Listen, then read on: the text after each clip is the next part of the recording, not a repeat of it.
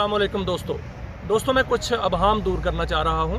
2 दिन कबल Islamabad press club के सामने कैंप में एक इजलास हुआ जिसमें मुश्तरका अपोजिशन के तमाम धड़े मौजूद थे और उसमें फ़ैसला किया गया कि तमाम धड़े मिलकर इलेक्शन लड़ेंगे और एक मुश्तरका पैनल लाएंगे। उसमें नॉमिनेशन के लिए जो 3 बड़े ओहदे थे उनकी नॉमिनेशन के लिए 9 रुकनी कमेटी कायम कर दी गई। वो कमेटी मेरी सरबराही में थी। उस कमेटी का कल इजलास हुआ। उसमें मुतफ़िका तौर पर वोटिंग की बुनियाद पर अक्सरीती राय से 3 नाम जो हैं बड़े ओहदों के लिए सदारत, सेक्रेटरी और फाइनेंस सेक्रेटरी के लिए नॉमिनेट कर दिए गए। उसमें सदारत के लिए शकील करार साहब और सेक्रेटरी के ओहदे के लिए सगीर चौधरी साहब और फाइनेंस सेक्रेटरी के लिए डॉक्टर सादिया कमाल साहबा, इनको नॉमिनेट किया गया। आज कमेटी ने अपनी रिपोर्ट अपोजिशन के तमाम धड़ों के सामने मीटिंग रूम के अंदर पेश कर दी, जिसके बाद इख्तलाफ राय सामने आया और उसके बाद वो इत्तेहाद ना रहा।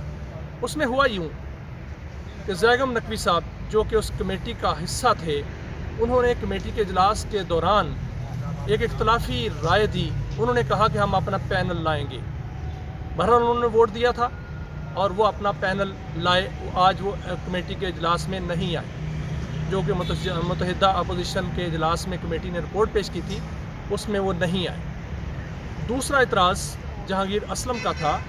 उन्होंने कहा कि वो फैसले से मुतफिक नहीं है। आज उनका फ़ैसला भी पहले सामने आया और उन्होंने इतराज़ किया कि हम उम्मीदवार नहीं हैं, डॉक्टर सादिया कमाल। और उसके बाद ये इतराज़ बढ़ते गए और इत्तेहाद टूट गया। मैं ये वाज़े करना चाहता हूँ कि हमारा काम, इस कमेटी का काम नॉमिनेशन था, उसके आगे कुछ नहीं था, क्योंकि उसके आगे जो है वो जो कायदीन हैं अपोजिशन के, उन्होंने पैनल बनाना था और इत्तेहाद को कायम रखना था। कमेटी का काम इत्तेहाद को कायम रखना नहीं था। इसलिए हमने अपनी रिपोर्ट पेश कर दी और वो रिपोर्ट के मुताबिक नॉमिनेशन सामने आ गई। अब इत्तेहाद क्यों टूटा, उसकी बड़ी वजूहात हैं। मैं उन वजूहात पे नहीं जाऊंगा, लेकिन मैं ये वाज़े करना चाहता हूँ कि जो कमेटी ने अपना काम करना था वो किया और वो तमाम काम करके रिपोर्ट पेश कर दी गई।